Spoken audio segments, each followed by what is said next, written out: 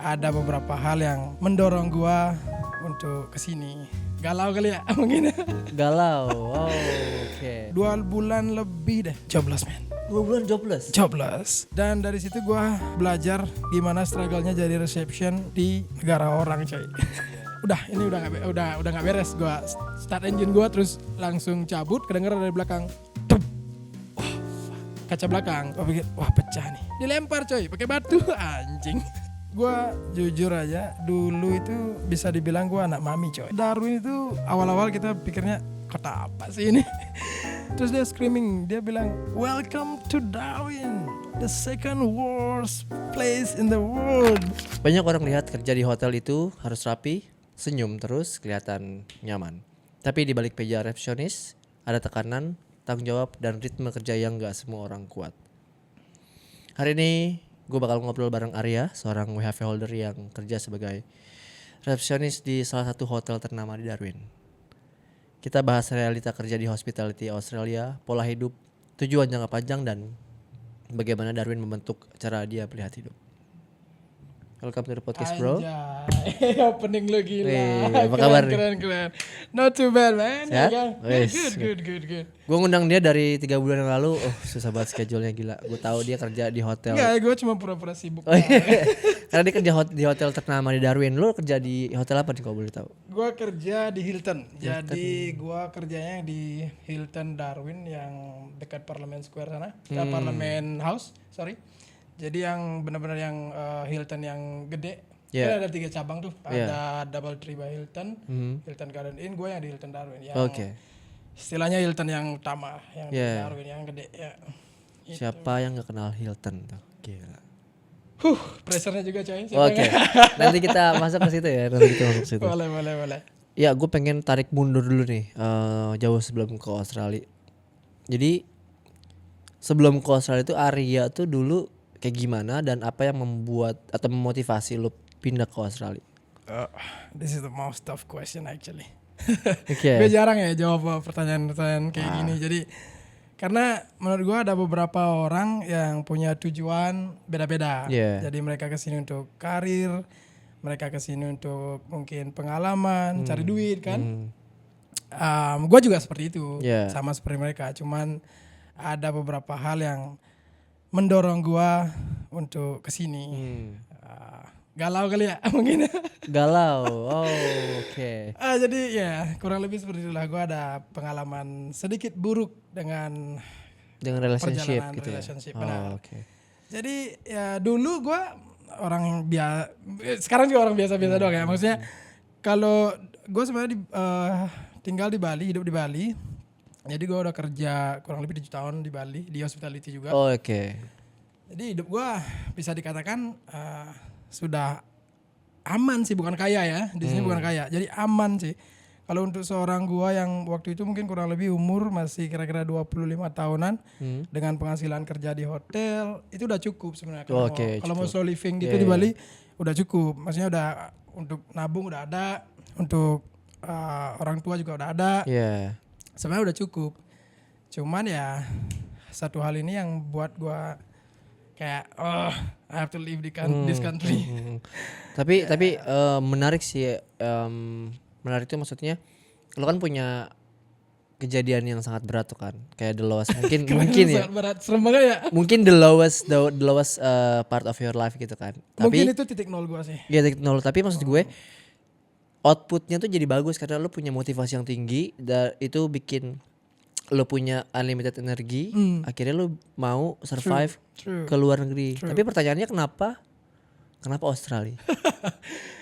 Jadi sebenarnya dari awal gue ada 2 opsi. Oke. Gue maunya ke either US atau Aussie. Jadi yang gue gali informasi kalau ke US itu kan cuman sementara dari Indo itu cuma ada J1 visa ya kalau nggak salah. Which is itu cuma setahun doang. Setahun ya. Yeah. And then it's not actually working visa, something kind like that. It just like apa ya, itu training ya mungkin ya. Training ya. Internship visa. That's what I heard. Yeah. Jadi cuma setahun ya? Setahun doang. Okay. Yeah. Itu setahu gue gak bisa diperpanjang.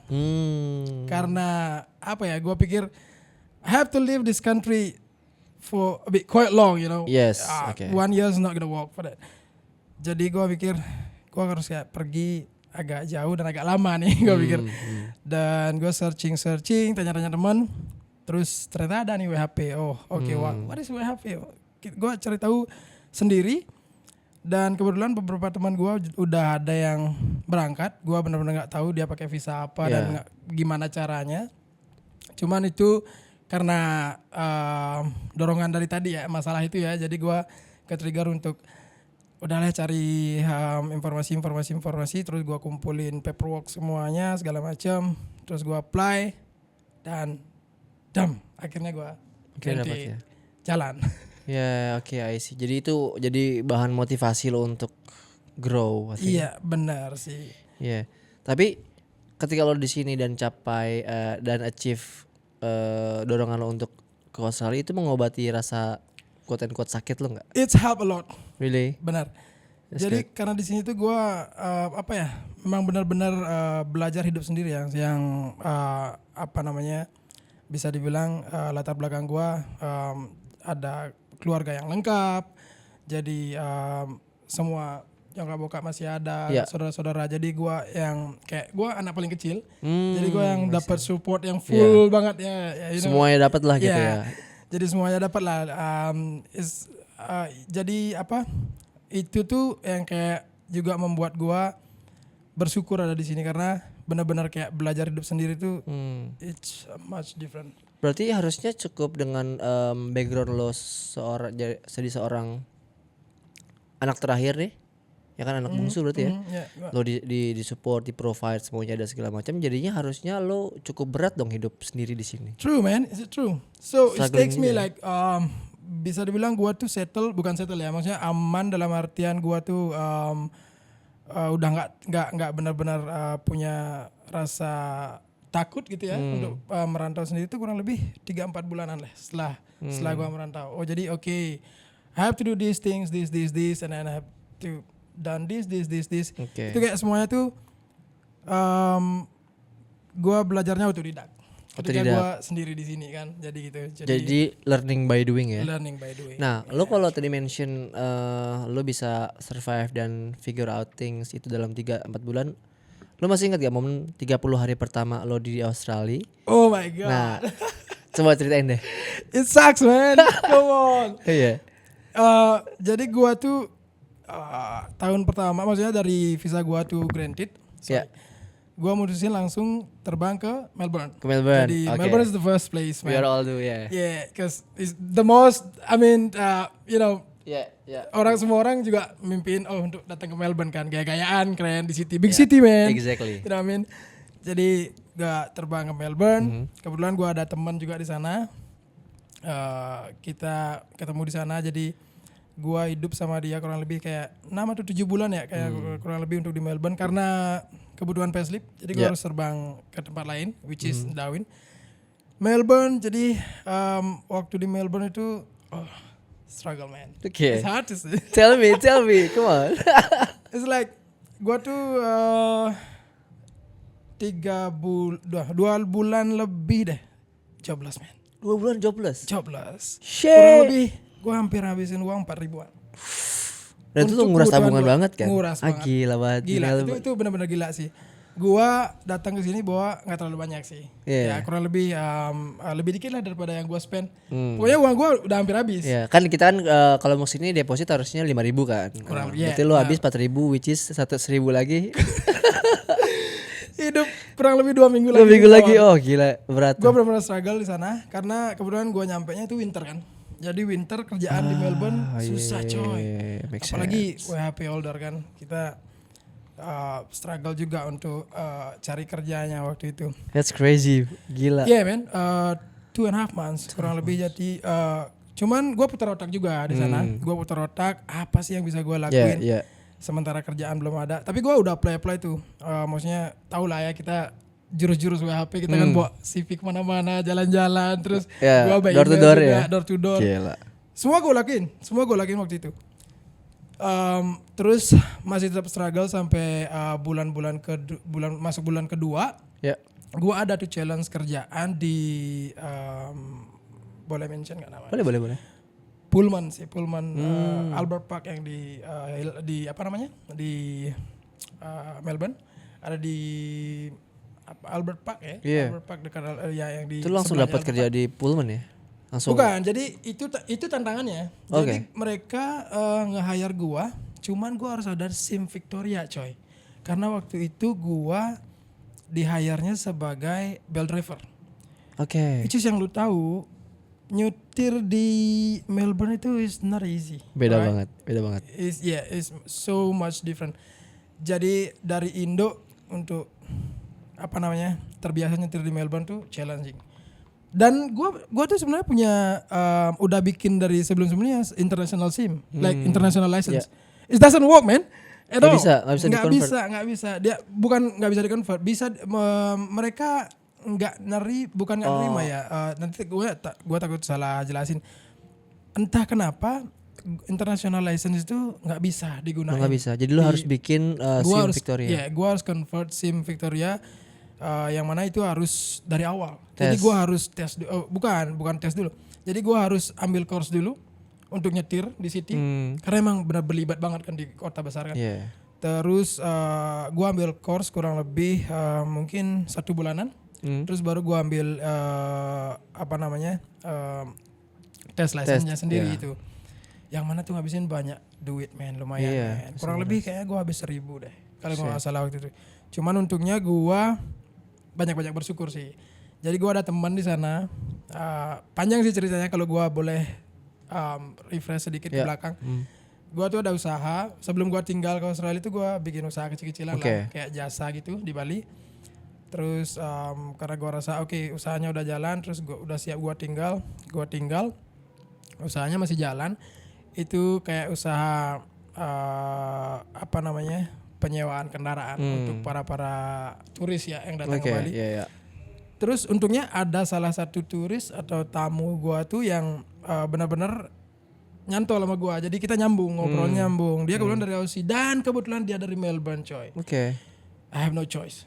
Gua call dia man untuk waktu itu tuh karena emang benar udah stuck, gua nggak punya siapa-siapa di sini, modal gua udah hampir habis kan ya, daripada gua harus calling orang rumah untuk transfer duit itu menurut gua nggak worth it kan.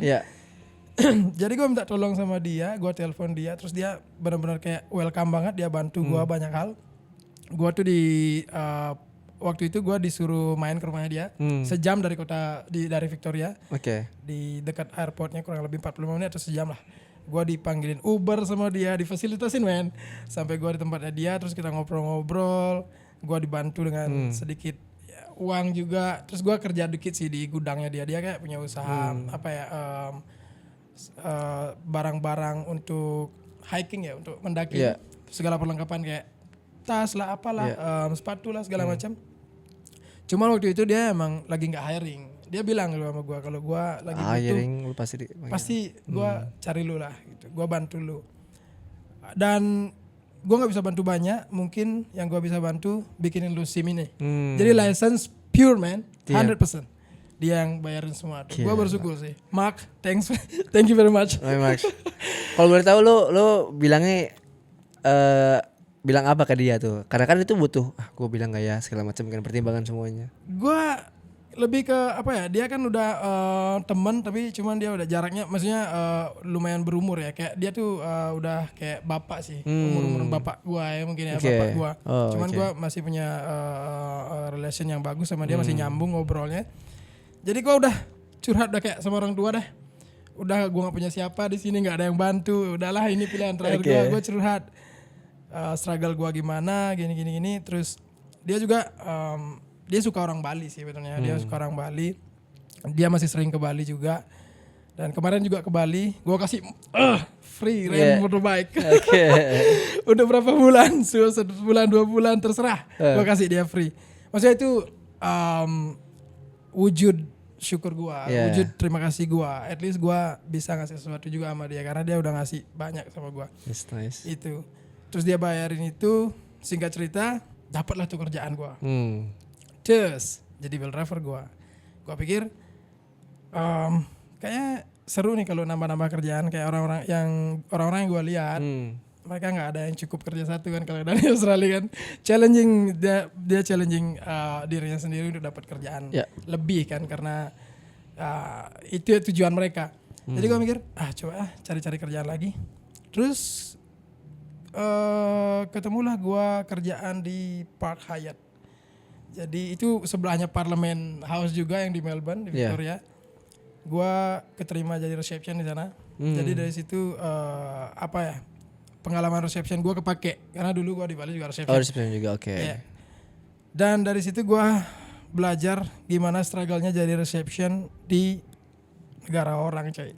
Iya, karena which is reception is the center of information, right? So every case, jadi apapun yang tamu itu mau tanya, dia pasti ke reception. Mau komplain, mau nanya, mau apalah. Dan lu tuh harus benar-benar tahu apa sih kayak product knowledge lu yang benar-benar 100% lu harus tahu. Dan juga kayak destinasi-destinasi sekitar tuh lu harus paham.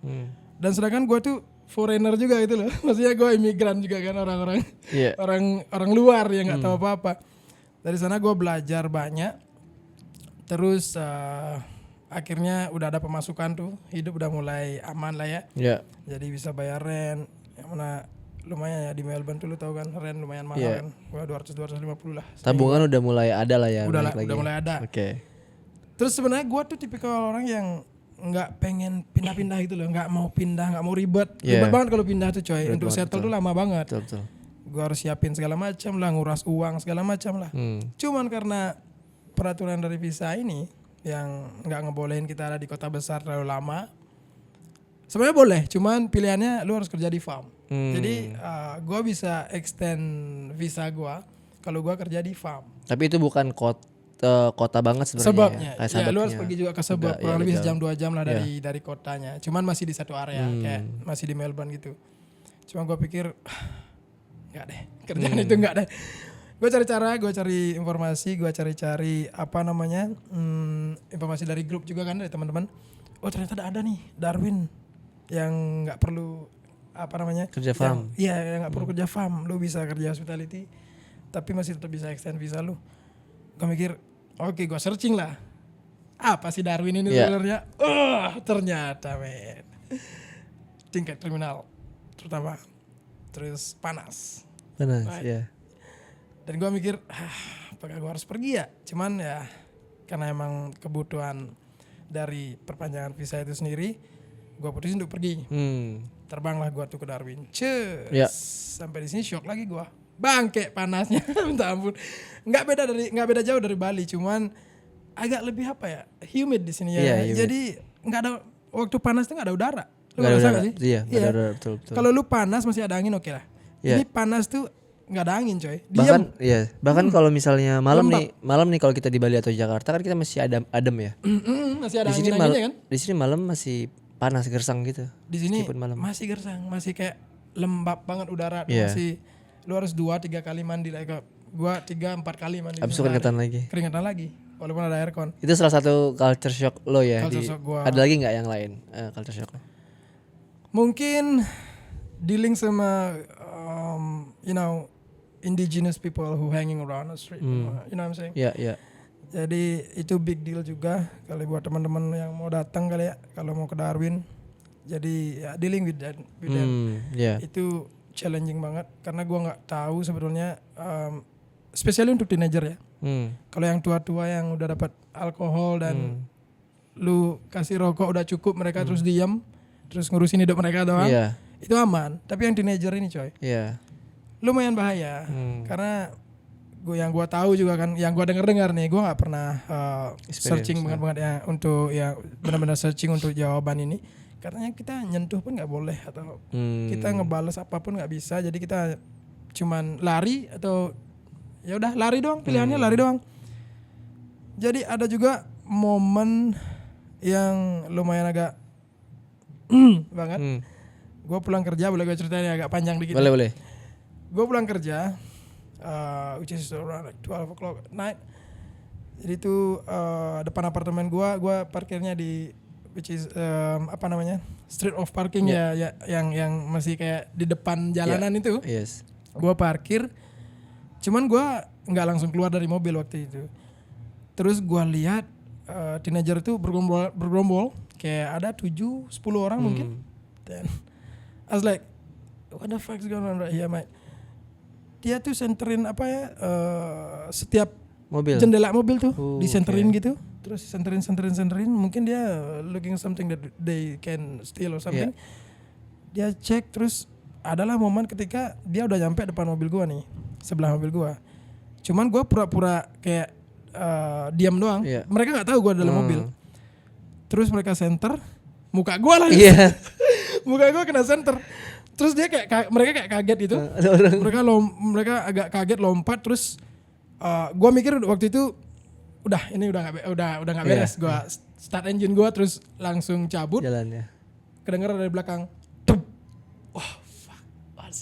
What the fuck is going on right here? Dan gue kayak apa sih ini? Gue itu berpikir apa namanya, rear mirror gue ya, kaca belakang, ya rear glass gue. Gue pikir wah pecah nih, harus ganti nih. Gue pikir, gue coba untuk pergi dulu keliling perumahan itu ya, kira-kira 20 menitan. Terus gue balik, pastiin mereka udah hilang. Terus gue parkir lagi, baru gue cek mobil gue belakangnya kenapa sih. Ternyata cuman bempernya doang pecah. Pecah karena dilempar coy, pakai batu. Anjing. Sorry ya, gue kasar di sini enggak apa-apa. Cuman ya, come on man, nothing we can do with it. Benar sih. We have to deal with it. So, ya itu sih, jadi itu yang bikin agak culture shock di sini ya. Mungkin ya kalau di kota-kota besar mungkin jarang ada mereka, cuman kalau di sini tuh indigenous tuh masih banyak. Iya, memang banyak, ada beberapa oknum indigenous yang nggak bertanggung jawab, kayak disering minum out of control. Benar. Dia teenager terutama tuh suka bikin keributan dan crime gitu. Jadi ada beberapa indigenous. Tapi banyak juga loh yang mereka yang udah educated, mereka kerja, mereka having a better life than others. Gue appreciate yang kayak begitu. Jadi bahkan gue nggak suka milih-milih teman ya. Gue banyak ada teman yang golongan mereka, bukan kita nggak menggolong-golongkan orang sih, kayak dari mereka itu. Dan gue fine. Jadi kalau sejauh mereka mau kerja, mau fair, nggak ada masalah. Benar. Benar tadi lu mention ada juga orang aboriginal atau indigenous people yang memang sudah teredukasi, dia udah ngerti, dia juga mengeluhkan hal yang sama tuh, ada kayak bagian dari keluarga dia yang tidak bertanggung jawab gitu. Dan itu juga jadi masalah dan urusan government yang lagi PR government yang lagi dibenerin tuh, gimana cara biar mereka nggak kayak alkohol atau nggak kriminal segala macam gitu. Itu jadi PR mereka. Tapi ya di situ realita di Darwin. Sok lumayan. Nah terus kalau misalnya gue mau ngomongin soal ini sih, apa namanya, resepsionis itu, kalau kerja di hotel sebagai resepsionis tuh ngapain sih?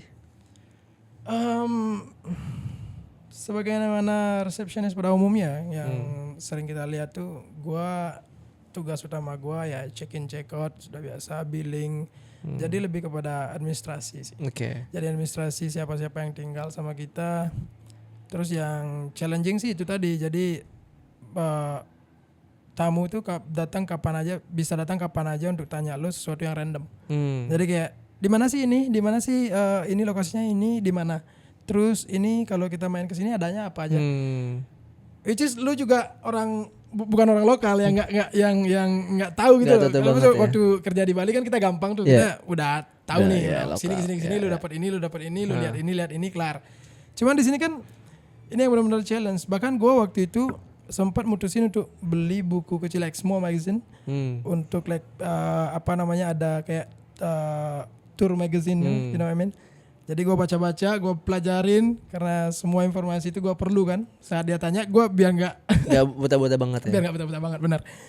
Terus ya itu yang challenging. Cuman sekarang yang lebih challenge-nya karena gue harus kerja malam ya. Jadi semenjak 3 bulan lalu gue ditaruhnya di malam karena kebetulan salah satu duty manager di Hilton tuh harus diambil leave, jadi diambil cuti. untuk pulang ke negaranya. Oke. Jadi gue covering dia sampai sekarang. Berarti Makanya gue sulit dihubungin coy. kerjanya malam, mantan aja siangnya berarti tidur. Tidur tuh. gue, siang itu jam malam gue. Iya. I'll say good morning and Iya, at iya. night. Nah terus lu ada nggak gimana cara lo handle guest yang komplain atau difficult tuh? Wih, ini urusan profesionalisme ya. Tergantung sih, tergantung. Jadi tergantung komplainnya dia apa. Subjek kita coba untuk bedah dulu apa sih masalahnya. Terus kalau pribadi gue dari gue, mungkin orang lain punya caranya mereka masing-masing untuk dealing with complaint. Tapi kalau menurut gue lihat dulu permasalahannya apa. Terus gue selalu berusaha untuk jadi mereka. Jadi gue juga suka traveling, nggak banyak sih, nggak sering. Cuman gue suka traveling juga. Gue kadang juga kita check-in juga di hotel, tahulah gimana jadi tamu kan, jadi customer. Jadi gue belajar jadi mereka, bro. Kalau gue di posisi ini, gue bakal gimana? Marah nggak? Gitu ya. Jadi kalau mereka komplainnya yang memang benar yang udah mutlak kesalahan kita ya, apology, terus think about how to make it right. Kita mungkin cari solusi, terus apa solusi yang memang benar-benar bisa diperbuat saat itu. Karena gue kalau khususnya di malam hari itu agak susah ya, karena gue cuman kerja sama satu staff doang. Terus cuma ada PA, public area cuma satu doang. Terus kita di entire building itu cuma ada 3 orang dan harus dealing sama situasi malam itu. Kadang kalau ada komplain ya, kalau masih bisa kita hold untuk di follow up besok paginya, mungkin kita hold dulu dengan mungkin cari solusi lain, mungkin dipindahin kamarnya untuk dapat kamar yang baru, yang lebih bagus. We try to make it, try to give them exceptional experience as always. Jadi kita buat yang terbaik lah buat mereka selalu. Berarti tadi key pointnya adalah coba untuk jadi dia, point of view dia, habis itu baru breakdown masalahnya, habis itu solution oriented. Nice. Nah terus kalau misalnya shift kerja, tadi kan mention shift kerja tuh malam kan?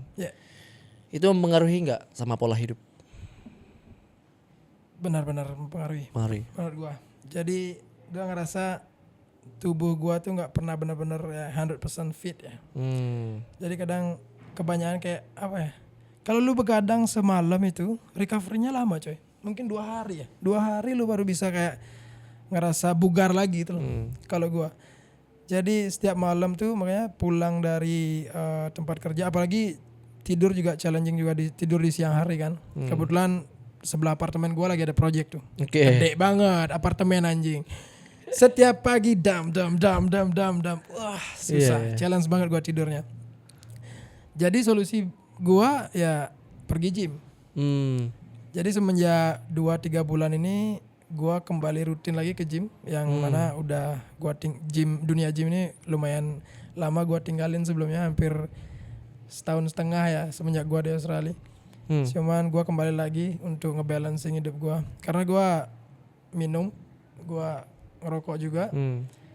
Jadi gue cari cara untuk ngebalancing hidup gue lah, sama ngatur pola tidur gue. Jadi pulang kerja tuh gue straight to the gym almost every day, almost like 5 days in a week.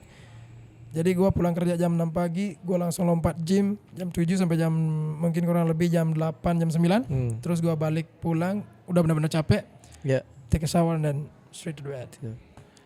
Oh tapi menarik sih, lu mention gym, masih ada waktu buat gym ya? Sempet-sempetin lah. Iya. Berarti, sorry gue potong.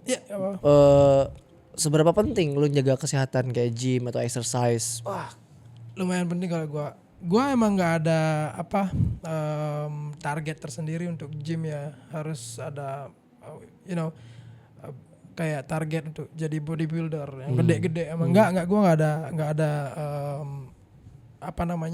keinginan untuk fokus ke sana. Gue cuma untuk balancing kebutuhan dari tubuh gue aja. Karena kalau gue nggak lakuin itu, gue ngerasa nggak fit lagi. Susah gue buat fitnya.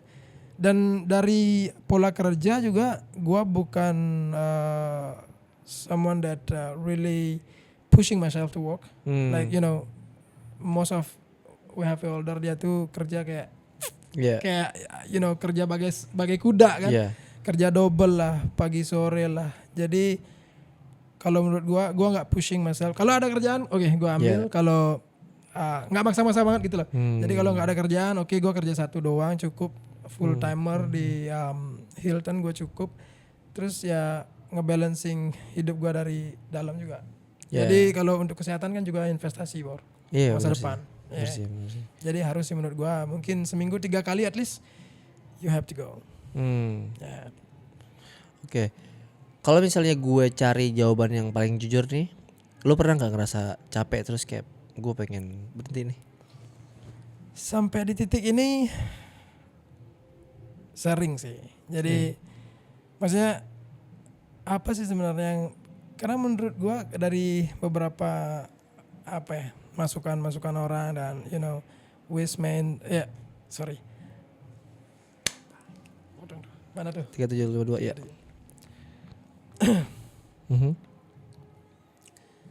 Ya apa tadi pertanyaannya? Gue ulang lagi ya. Nah gue sekarang pengen coba cari jawaban jujurnya dari lo. Lo pernah nggak suatu ketika ngerasa capek atau kayak gue pengen berhenti nih? Sampai di titik ini ya perasaan-perasaan itu manusiawi sih menurut gue ya, human. Jadi sometimes kita tuh ngerasa capek, ngerasa bosen. Sama juga sih kita mau kerja dimanapun itu sama rasanya, capeknya sama. Kalau ngomong ini gue jadi keinget omongan abang gue. Oke. Ini keren coy. Pertama boleh gue cerita dikit ya? Boleh. Jadi sebelum gue mutusin terbang ke sini untuk pergi ke sini tuh, gue sempet minta izin kan sama abang gue yang paling tua. Jadi gue minta ya karena gue anak yang paling paling kecil ya dari 3 bersaudara. Which is yang dimana di Bali tuh orang tua tuh harus sama gue gitu loh. Nah, jadi kayak gue titipin orang tua gue sama abang-abang gue. Terus gue bilang gue mau coba untuk merantau karena gue merasa belum nyaman aja di Bali untuk waktu dalam beberapa waktu ya you know 1-2 tahun ini gue pengen pergi dulu, pengen nyoba sesuatu hal yang baru. Terus dia bilangnya apa? Sebenarnya dimanapun kamu kerja itu langit itu tetap tinggi coy. Kalau di bahasa Balinya dia bilang tuh di jagan magae langit tetap tegah. Yang mana tuh kalau lu mau kupas artinya dimanapun lu kerja capeknya sama dan menurut gua juga uangnya sama.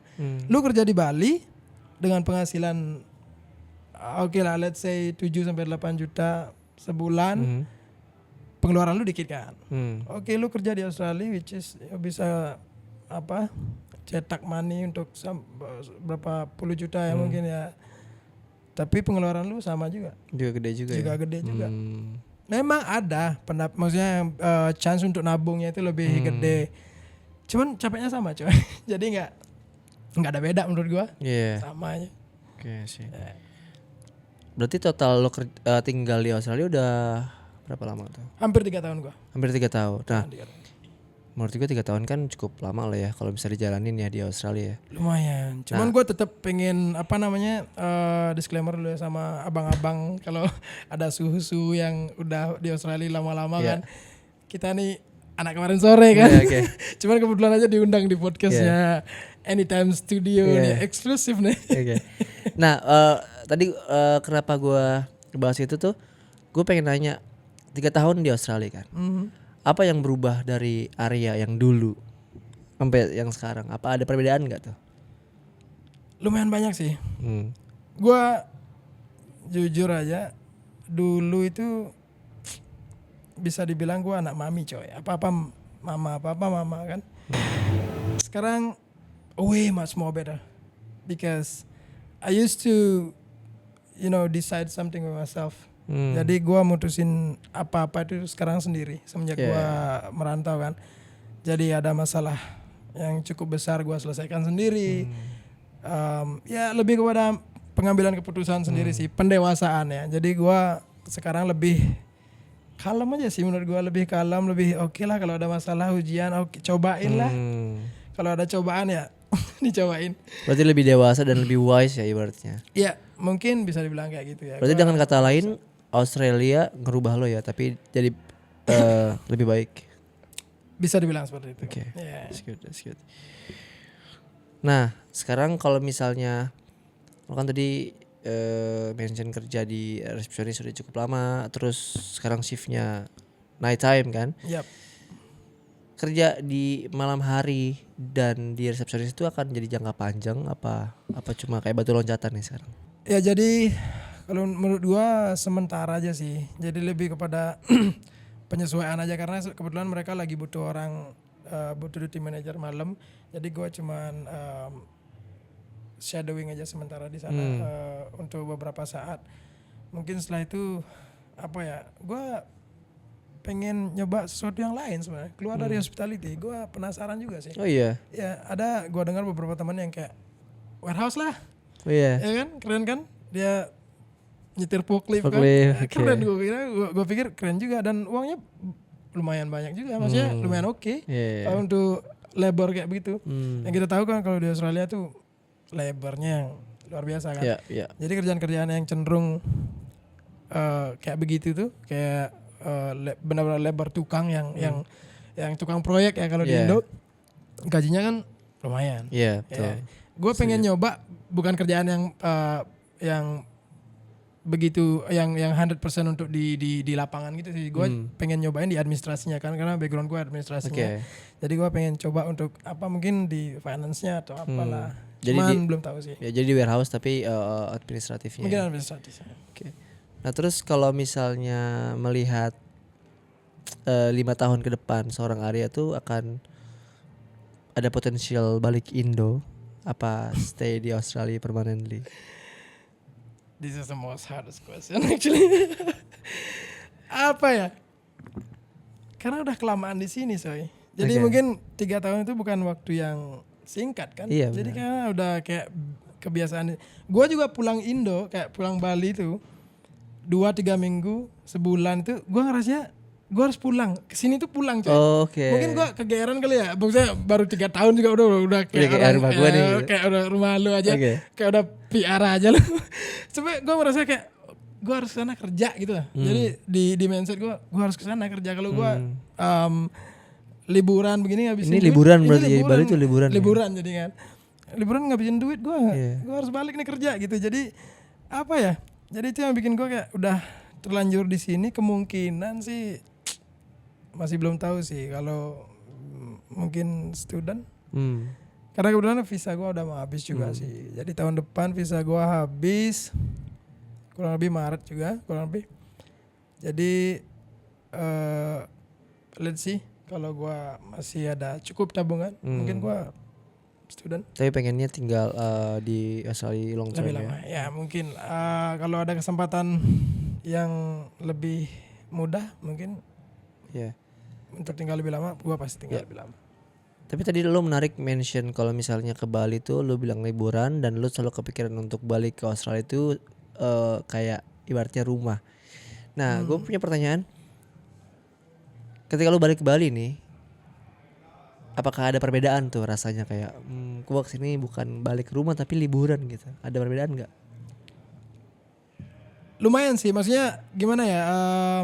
Karena gue ngerasa kalau ketemu orang tua ya pasti pulang ke rumah ya bahasanya. Cuman kalau kayak di people around me tuh udah banyak yang surely gone, man. Kayak teman-teman tuh udah jarang banget, hampir udah nggak ada deh teman-teman di Bali tuh yang benar-benar kayak teman nongkrong, teman nongki yang kayak dulu tuh entah kemana mereka, coy. Berarti kalau misalnya ke Bali tuh nggak pernah ketemu ke pertongkrongan lama? Jarang banget gue, bahkan sekarang nggak punya tongkrongan gue. Kalau dulu kan wah, back in the day gue orang street fighter. Jadi gue orang jalanan kan. Semenjak mungkin udah pada nikah, udah pada punya anak, tanggung jawab sendiri-sendiri. Jadi mereka udah pada asik sama kehidupan mereka masing-masing. Jadi gue balik Bali tuh berharap oh ada teman yang bakal nyamperin segala macam. Oh Enggak ya berarti. enggak. Jadi gue lebih apa namanya, ngabisin waktu sama keluarga ya sih. Ada ponakan-ponakan gue udah banyak kan. Ya itulah. Oke, nice. Terus gue pengen masuk ke kota Darwin nih. Kan mungkin banyak orang Indonesia, termasuk gue dulu ya, gak tahu tuh Darwin kayak gimana kan. Taunya Sydney, Melbourne, Perth gitu kan. Nah menurut lo setelah lo tinggal di sini lebih dari 2 tahun, kesan lo Darwin itu apa? Darwin. Cool sih. Jadi maksudnya Darwin itu semakin lama, mungkin kalau awal-awal kita pikirnya kota apa sih ini. Cuman lama-kelamaan jadi suka gue di Darwin, man. Especially sama sunsetnya. Iya sih. Man, while you're driving in Stuart Park Highway around bener. 6:30, you will see the sunset. It's sick, man. It's beautiful, right? Itu benar-benar kayak sunset di sini tuh beda banget. Kayak benar-benar merah dan merah, benar-benar keren sih, keren menurut gua. Sama apalagi ditambah kita punya middle market tuh. Itu lagi iconic banget waktu tuh. ya kalau lagi dry season ya. Seasonnya. Gua orang yang sering sendiri ya. Jadi gua socialize tuh jarang. Jadi gue lebih memilih untuk pergi sendiri. Kalau gue lagi gabut, gue starter engine gue pergi ke Mindil. Tapi yang bukan marketnya, karena gue tahu selalu marketnya pasti rame doang, pasti rame terus kan. Gue cuma beli makanan doang, minuman doang, terus gue cabut ke sebelahnya. Mungkin yang dekat-dekat Kalon Bay lah, yang masih yang kelihatan sunsetnya, cuman sepi banget. Ada tuh tempatnya. Gue suka duduk di sana, ada camping chair gue kan, jadi gue duduk. Sama Forex pasti kan. Nyore ada Forex ya, pasti ada Forex. Great Northern kan ya. Jadi ya asik sama dia sendiri lah. Iya asik sih, bener sih. Sunsetnya bener sih itu juga. Bener. Kan itu sih Darwin kotanya keren sih. Ada cerita menarik juga waktu gua baru 2 hari di Darwin. Apa tuh? Gua habis interview waktu itu ya. Hari pertama interview di Hilton sekarang ini, tempat gua kerja. Terus gue belum punya teman kan di sini. Darwin waktu pertama datang ada sih teman, cuman mereka jauh juga. Gue belum ada kendaraan waktu itu, mobil belum ada. Terus gue cuman jalan doang. Makanya gue nyari apartemennya juga yang dekat-dekat city kan. Terus sore itu gue kelar urusan kerjaan, gue jalan balik, terus mampir Sinanigan. Oke. Duduk lah, nyore lah. Biasa Guinness, bira, biasa duduk gua nyantai. Terus ke bawah suasana gua kan ada live music kan. Sampai malam gua di sana ada orang lokal yang orang putih ya, maksudnya orang lokal yang putih. Dia tuh screaming, man. Dia tuh dia udah lumayan mabuk ya, lumayan high. Terus dia screaming, dia bilang, "Welcome to Darwin, the second worst place in the world, in Australia." Dia bilang gitu kan. Terus ada nih yang shouting belakang back there. They ask like, "So where's the first place then?" Alice Springs. Dari itu gue pikir, oh ternyata sebur ini kan Darwin ini sebenarnya. Cuman semenjak lama kelamaan gue di sini nggak terlalu buruk kok. Kalau lu bisa dealing sama sesuatu, dibawanya ke positif aja, aman sih. Darwin, gue suka Darwin. Yang penting lu aware apa yang terjadi di sini, jadi bisa antisipasi lah ya. Misalnya kayak tadi dia menyaksikan sendiri ada remaja indigenous yang tidak bertanggung jawab, dia ngeliat senterin mobil tuh. Berarti masuk ke apartemen gue. Oh iya? Iya coy. Dulu gue beli skuter kan sebelum ada mobil, gue beli skuter sama teman gue. Jadi gue taruh memang di dalam apartemen karena memang nggak ada parkirannya. Cuy, masuk ke dalam apartemen gue, mau ambil skuter. Cuman untungnya gue bangun waktu itu, kedenger, tuh apaan nih bang? Gila masuk. Gue buka tuh pintu, mereka dong 5-7 orang men, gerombolan, pada lari. Gue teriakin pada lari. Untungnya lari. Kalau mereka balik ke gue, mampus lah. Iya. Kan gue mau nggak mau gue harus gue lawan, gue hadapin. Cuman kan. Tapi pas lo lawan juga kan kena juga, iya sih. Bakal ke gue juga masalahnya, makanya. Iya. Jadi ya tipsnya adalah kabur. Sama antisipasi kayak ya kunci pintu gembok secure, jangan taruh barang berharga di mobil gitu. Benar. Jangan pernah ada gitu terus. Cuman sekarang tau gak sih gue tuh kayak udah friendly sama yang tua-tua. Iya. karena gue ngerokok kan, sering ngeliat mereka tuh kalau yang mintanya secara sopan, gue pasti kasih. Iya. Karena gue sedih juga coy ngeliat Iya, mereka, kasihan juga kan.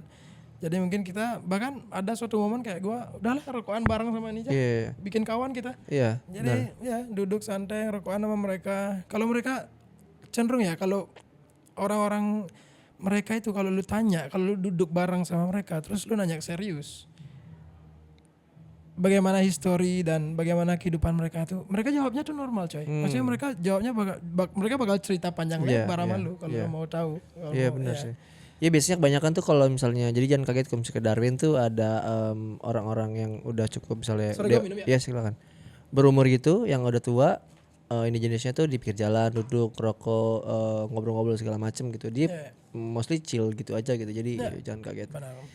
Tapi ya cuma beberapa orang ini jenis yang terlalu over misalnya konsumsi alkohol gitu, tidak bertanggung jawab. Nah terus ada nggak tips buat misalnya teman-teman yang pengen coba WHV atau coba misalnya student dan masuk ke hospitality industry, itu ada apa yang perlu disiapin? Menurut gue khususnya kalau di Bali ya, yang cenderung adik-adik gue, maksudnya adik-adik kita sekarang itu belajarnya yang mereka cenderung masuk ke dunia hospitality, di mana hospitality di Bali itu udah kayak mungkin menurut gue ya udah nggak akan bertahan lama lagi. Karena kan salah satu senator DPD RI yang dari Bali, udah karena juga sempat sampein bahwasannya di Bali itu kita nggak bisa berpatokan sama pariwisata doang. Karena pariwisatanya juga udah kayak mulai menurun, turisnya udah mulai nggak jelas, infrastrukturnya juga udah berantakan, pengelolaan sampah juga nggak karuan dari pemerintah kan. Jadi adik-adik generasi muda itu diarahkan untuk sekolah pertanian, coba untuk suatu hal yang baru, yang di luar dari pariwisata. Cuman posisi gua di sini kan mungkin kasih solusi untuk adik-adik yang udah terlanjur masuk ke dunia pariwisata, dan itu tuh nggak mudah untuk putar setir untuk memilih dunia yang lain gitu. Jadi kalau lu udah di pariwisata, mungkin yang sekarang dalemin aja. Saran gua dalemin kemampuan, dalemin skill lu. Terus kalau lu udah kelar kuliah lu, choose keluar. Either Australia, US, or bahkan Japan. Sekarang kan di Jepang tuh banyak orang-orang kita ke Jepang tuh, atau UK atau apalah. Sekarang kan udah banyak tuh yang informasi-informasi untuk biar bisa kita kabur aja dulu ya bahasnya. Kabur aja dulu kan ya. Jadi ya jangan berkecil hati lah untuk adik-adik yang udah terlanjur berkecimpung di dunia pariwisata. Just do it. Dan coba untuk kerja keluar sih menurut gua. Nah mungkin pertanyaan terakhir nih, berhubungan sama tadi tuh buat teman-teman yang misalnya pengen coba experience kerja atau liburan ke luar Indonesia. Menurut lo mental yang kuat tuh penting gak jadi bekal? 100%. True. Jadi dari mental lu dari mental tuh jadinya bisa menurut gua bisa lebih mudah untuk banyak hal. Dari bergaul, dari kenal orang baru, karena kan itu challenge juga. Kalau lu mungkin nggak punya mental yang kayak kayak mental baja, mungkin lu bakal takut kenal orang dan takut tahu informasi dari orang, dan mungkin bahkan lu nggak tahu bahwasannya dari orang itu lu bisa dapat peluang. Jadi menurut gua mental lu harus kuat lah, maksudnya harus kalau gua sih bilangnya mental pasrah gua. Maksudnya mental pasrah. Main pasrah aja gua. Karena udahlah sikat doang, sikat aja. Karena kan kalau lihat dari dengar tadi cerita lo tuh, histori lo kan kayak ada mental yang ke switch kan. Dari dulu tuh lo yang tadi lo bilang anak mami atau manja ke provide segala macam. Sekarang lo harus sendiri segala macam. Itu kan ada mental yang switch kan. Karena ya tadi gue mention dikit tuh anak mami tuh kira-kira gue di umur 20-an ya, 22. Ya, cuman sekarang udah banyak berubah gue coy. Udah tua Iya. gue yang udah tua sekarang. Bahkan gue yang harus provide orang Harus tua. provide, iya betul setuju sih. Jadi ya benar-benar kalau urusan mental benar-benar harus disiapin Harus sih. siapin ya. Jadi menurut gue sarannya turunkan ekspektasi. Oke. Jadi jangan terlalu banyak berekspektasi. Jangan terlalu banyak denger konten-konten bullshit yang berseliweran di FYP FYP ya. Itu orang-orang yang bisa bikin semiliar lebih setahun tuh bullshit semua itu. Jadi turunkan ekspektasi, lebih banyak dalamin skill-skill baru karena lu harus siap juga, khususnya kalau orang yang mau ke Darwin. Ya. Kita ada kita seasonal di sini, kadang sepi, kadang juga rame. Kalau musim hujan sepi kan, kerjaan agak sulit. Jadi kalau lu punya skill yang lebih, mungkin lu bisa ngerjain sesuatu hal yang lain lagi. Jadi ya jam lu nggak kosong lah. Jadi masih ada pendapat, masih bisa cari kerja tempat lain maksud gua. I see. Kayak gitu. Got it. Mungkin gua akan close podcast ini. Jadi dari obrolan ini kita belajar bahwa kerja di hospitality bukan cuma tentang service, tapi juga tentang karakter, kesabaran, passion, dan cara membawa diri kita jadi lebih baik ya kan. Yes, Karena kita harus 100%. improve. Terus jadi buat kalian yang mungkin mikir untuk WHV atau berencana untuk tinggal dan kerja di luar negeri, luar Indonesia, khususnya Australia. Semoga episode ini ada manfaatnya buat True, mereka yeah. gitu. Ini bakal jadi edukasi juga sih buat, menurut gua sama untuk orang-orang adik-adik kita kan, khususnya yang baru, yang belum tahu. Dulu kita kesini kan benar-benar buta coy, nggak tahu informasi apa-apa. Kita cuma belusukan doang kesini.